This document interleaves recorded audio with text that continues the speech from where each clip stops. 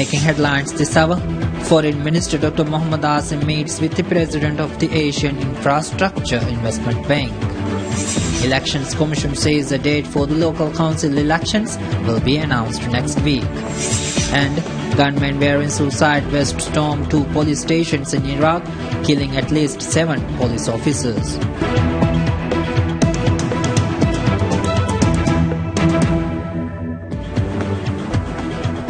Good evening and welcome to Nightly News on Television Maldives with me, Fatma Sara.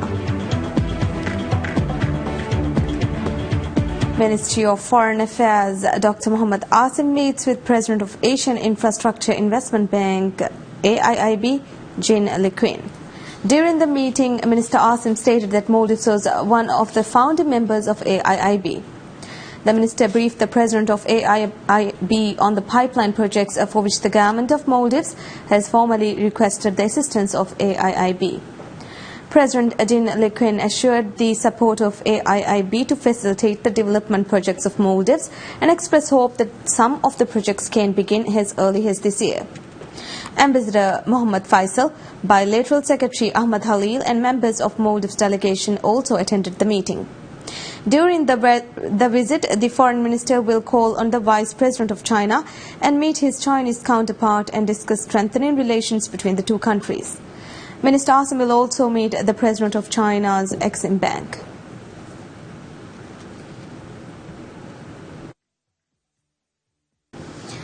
President of Libyan Abdul Qayyum appoints Dunya Mamoun as State Minister of Ministry of Health. Dunya Mamoun previously served as the Minister of Foreign Affairs of President Abdul Abdul Qayyum's cabinet. She resigned as Foreign Minister on July 5, 2016.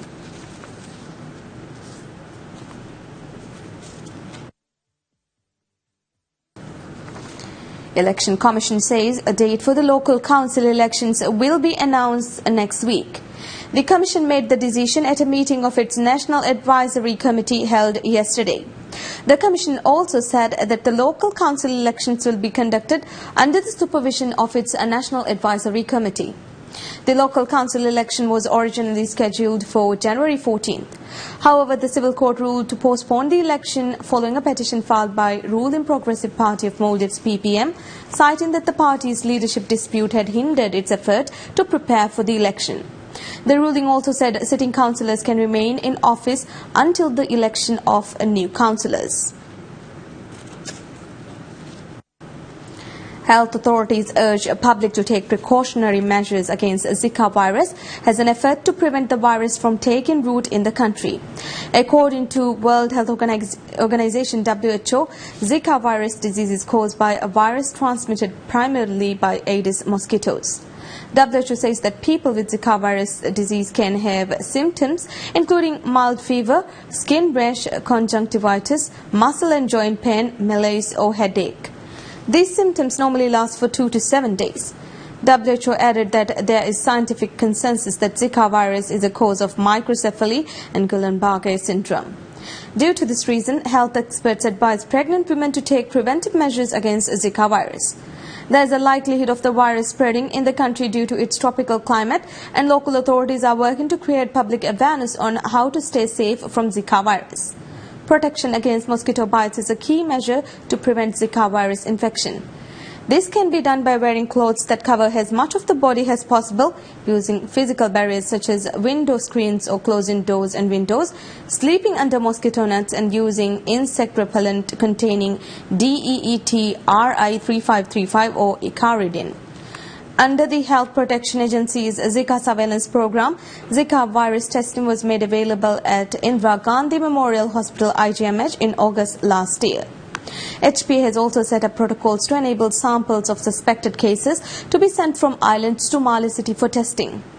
Following the rise in Zika cases in Asia region, health authorities formulated a guideline for identifying, diagnosing and treatment of Zika virus and continue to look for any signs of the virus in the country. So far, no cases of Zika-linked microcephaly have been reported in the country, but 2 adult cases were tested positive for Zika in December.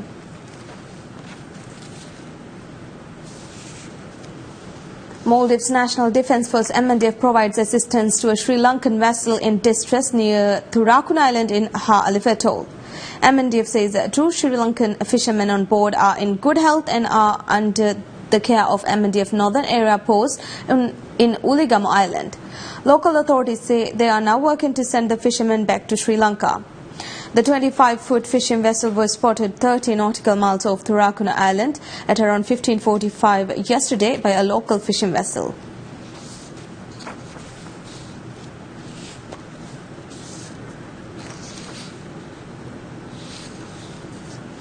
The IGMH group of hospitals says a dialysis service will be introduced at Willy Male Hospital next month.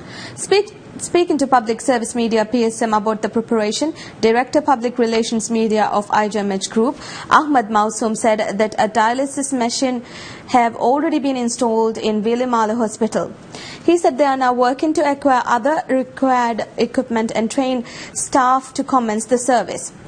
The IGMH group of hospitals, Willy Male Hospital, will be able to provide dialysis service to 6 patients a day with the commencement of the service. There are 16 registered dialysis patients residing in Willy Male.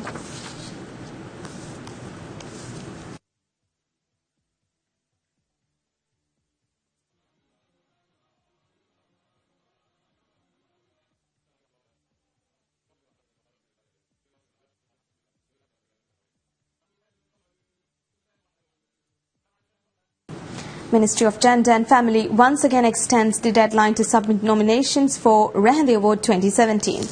This year's award consists of 5 main categories, which includes participation and contribution in political and public life, economic sector, social sector, contribution towards prevention and protection of violence against women and offices, institutions and companies working on gender mainstreaming and promoting women to leadership positions.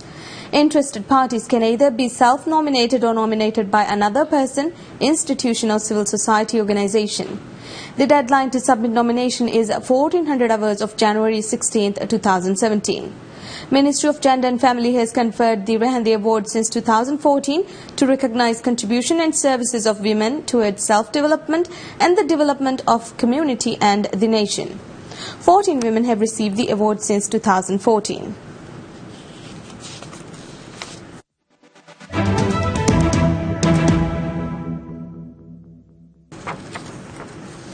Telecom provider Orido Maldives completes a project to connect the country via a submarine cable. In the final stage of the project, the cable was connected to landing zone in Kurdufushi Island. The telecom company says the aim of the project is to increase connectivity across the country, facilitating socio-economic development. CEO of Orido Maldives Vikram Singh has said its 4G plus network will be available across the country along with high-speed broadband internet by 15 January 2017. He also highlighted the government support for the company in upgrading communication technology infrastructure in the Maldives. Orido Maldives, owned by Orido Group, was founded in February 2005. Orido Group is already a leading mobile phone operator in the Middle East and North Africa, with more than 3 million customers in Asia alone.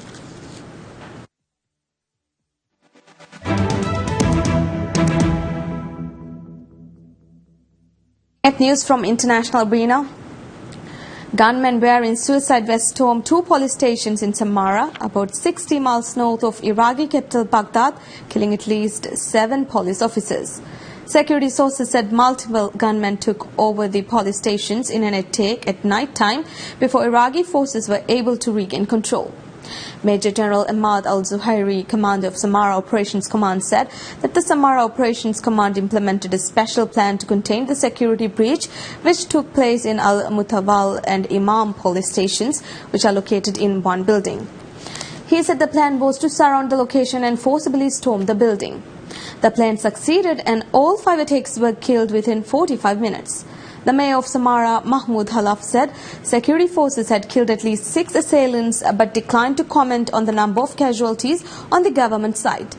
The upsurge in violence comes as US-backed Iraqi forces try to drive IS from the northern city of Mosul, where the militants are putting up fierce resistance. Turkish police detained the chief legal advisor and a former chief executive of Dogan Holding in their investigation into the failed coup.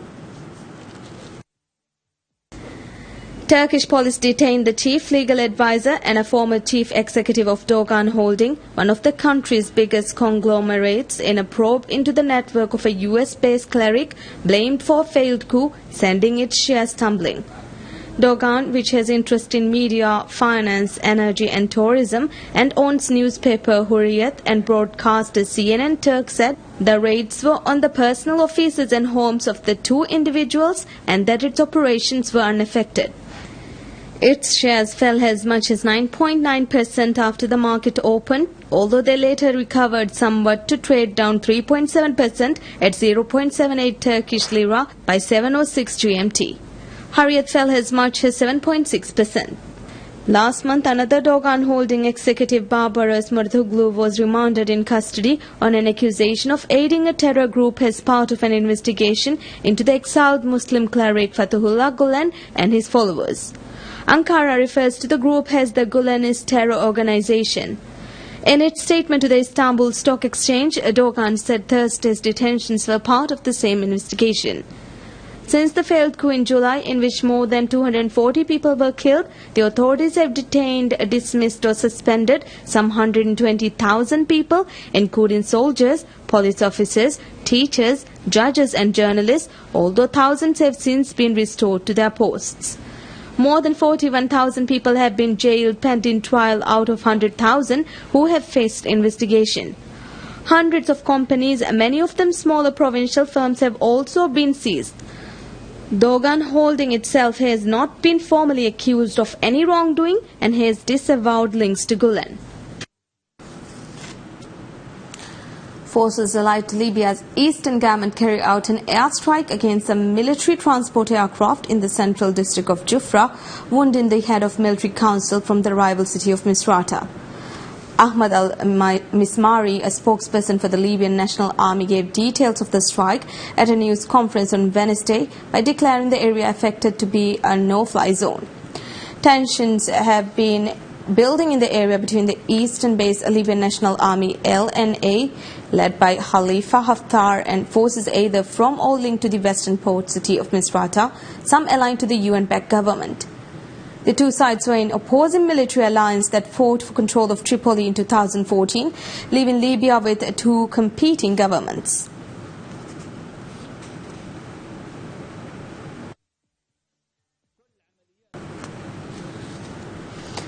Human rights groups say Myanmar's government is trying to cover up abuses against civilians in Rakhine State after an investigation panel dismisses claims of genocide.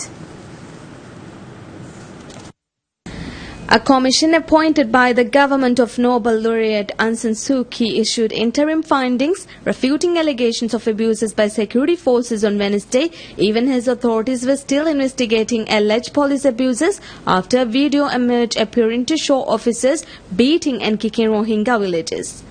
Phil Robertson, Deputy Asia Director at the Human Rights Watch, said the panel was looking more and more like the sort of whitewash mechanism that we thought it was going to be, highlighting that the panel chair, Vice President Min Sue, is a former Army Lieutenant General. We think it lacks credibility. We think it lacks impartiality.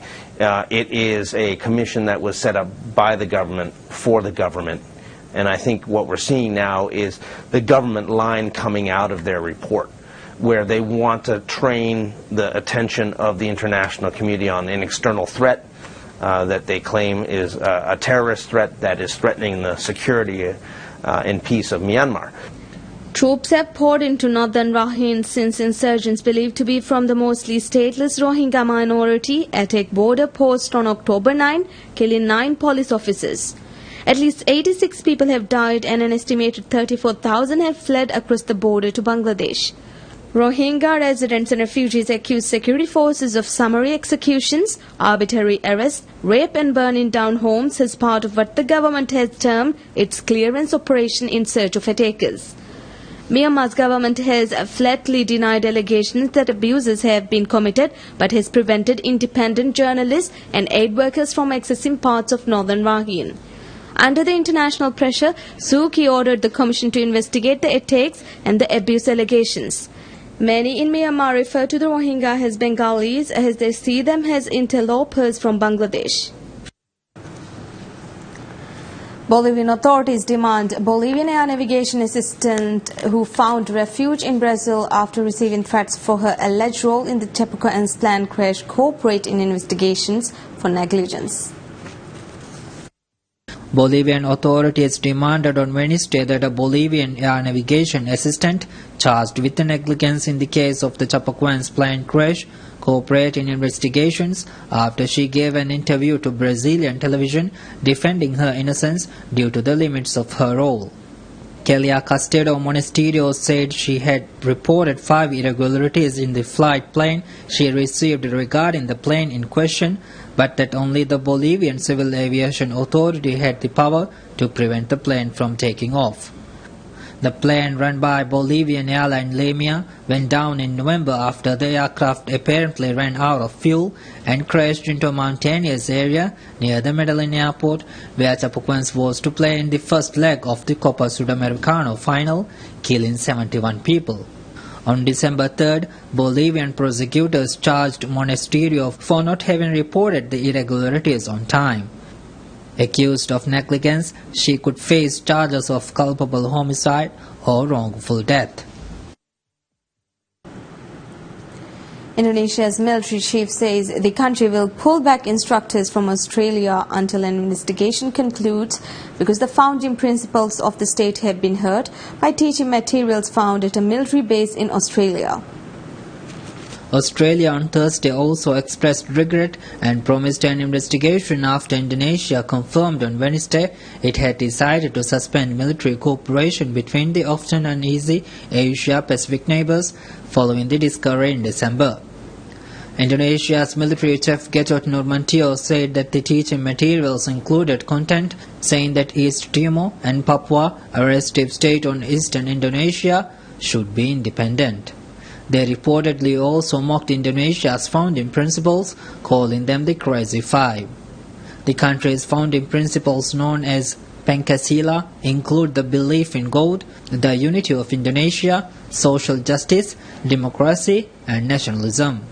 Nurmantio said that the suspension will continue until the end of an investigation led by Australia.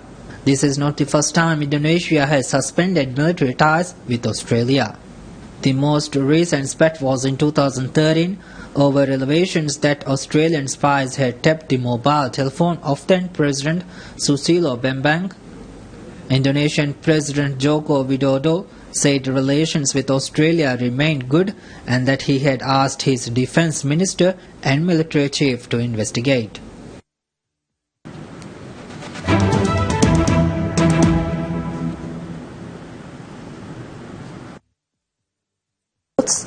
Tottenham Hotspur denied Chelsea a record 14th consecutive Premier League win and loosened their grip on the title race as two Dele Alli headers secured a 2-0 victory at a rocking White Hart Lane on Wednesday. After Tottenham's own title dream last season ended in a turbulent 2-2 draw at Stamford Bridge in May, there was a particular satisfaction that they stopped the Chelsea bandwagon. Arsenal still hold the record for consecutive Premier League wins, although their streak included 13 at the end of 2001-2 and 1 more at the beginning of the following campaign. Tottenham boss Mauricio Pochettino praised the competitive spirit of his players and said that factor could be the difference this season after his side's poor end to the last campaign cost them the title.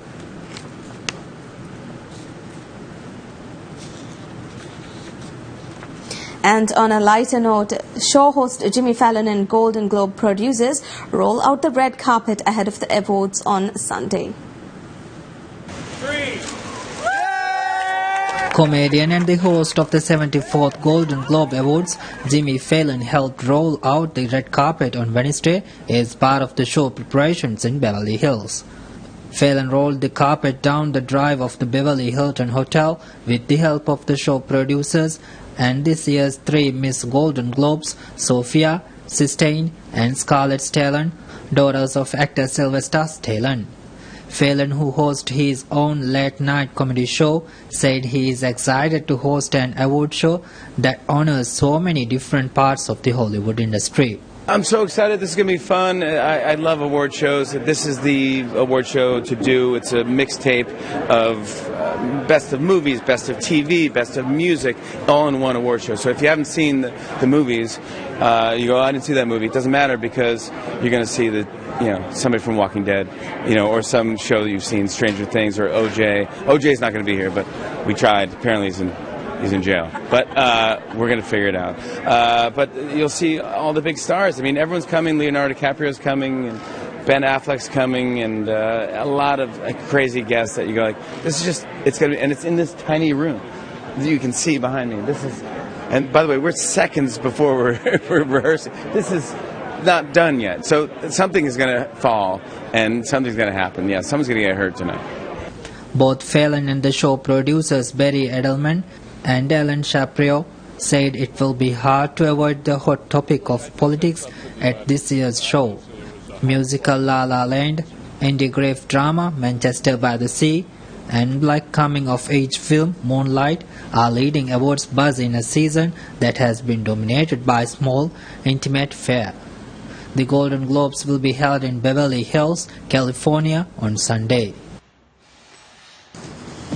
Well, that's it for now. Stay tuned for more updates of recent current affairs stories here on Television Maldives. Thank you for joining us. I wish you a pleasant evening. Good night.